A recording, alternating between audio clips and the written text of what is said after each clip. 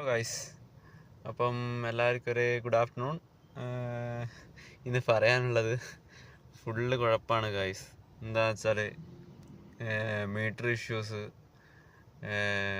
Issues എങ്ങനെ വരുന്നതെന്ന് വെച്ചാൽ നമ്മളിപ്പോൾ പി ഒ എസ് മെഷീൻ എന്ന് പറഞ്ഞാൽ ഈ ഒരു മെഷീനാണ് നമ്മൾ കാർഡ് പേയ്മെൻ്റ് എല്ലാം ചെയ്യുന്നത്.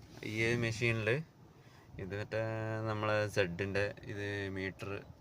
അപ്പോൾ പി ഒ എസ് മെഷീൻ്റെത് കംപ്ലൈൻറ്റ് എന്താ വരുന്നതെന്ന് വെച്ചാൽ അതിൻ്റെ വയറിൻ്റെ പ്രോബ്ലമാണ് തോന്നുന്നു. നമ്മളിപ്പം മെഷീനിൽ കസ്റ്റമർ ഇറങ്ങുമ്പോൾ കാർഡ് പേയ്മെൻറ്റ് ചെയ്ത് കഴിഞ്ഞാൽ ആ കാർഡ് പേയ്മെൻറ്റിൽ നിന്ന് കാർഡിൽ നിന്ന് ഓൾറെഡി ക്യാഷ് പോവും. പക്ഷേ എന്താ കുഴപ്പമെന്ന് വെച്ചാൽ നമ്മളെ മീറ്റർ റണ്ണിങ് ആയിരിക്കും. അപ്പം നമ്മളെന്താ വെച്ചാൽ പേയ്മെൻറ്റിൽ ക്യാഷിൽ ക്ലോസ് ചെയ്യും. എന്നിട്ട് ഇത് കമ്പനിയിൽ പോയിട്ട് അവിടെ പോകുമ്പോൾ അവർ പറയുന്നത് വെച്ചാൽ നാളെ ഇതാവും. പിന്നെ ഇത് കാർഡ് ക്ലിയർ ചെയ്യണമെങ്കിൽ നമ്മൾ അവിടെ പോയി ക്യാഷ്യറിൽ പോയി ചോദിക്കുമ്പോൾ ഇതും കൂടി ആഡ് ചെയ്തിട്ടാണ് ഉണ്ടാവുക. അപ്പം അതെല്ലാം ഉള്ള കുഴപ്പമാണ് ഫുള്ള്.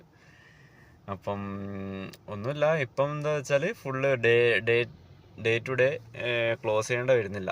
പേയ്മെൻറ്റ് ഫുള്ളും നമ്മൾ ക്യാഷ് കിട്ടിയത് അവിടെ ക്ലോസ് ചെയ്യേണ്ട വരുന്നില്ല. അതുകൊണ്ട് പിന്നെ വലിയ കുഴപ്പമില്ലാന്ന് അങ്ങനെ പോകുന്നുണ്ട്. അപ്പം ഇത് ജസ്റ്റ് നിങ്ങൾക്ക് അറിയിക്കാൻ വേണ്ടിയിട്ടാണ്. പി ഒ എസിൻ്റെ കംപ്ലയിൻ്റ് ഉണ്ടെങ്കിൽ ഇതായിരിക്കും. പി ഒ എസിൻ്റെ കംപ്ലയിൻ്റ് അല്ല, പി ഒ എസിൻ്റെ വയറിന് കംപ്ലയിൻ്റ് ആയിരിക്കും. ഓക്കെ.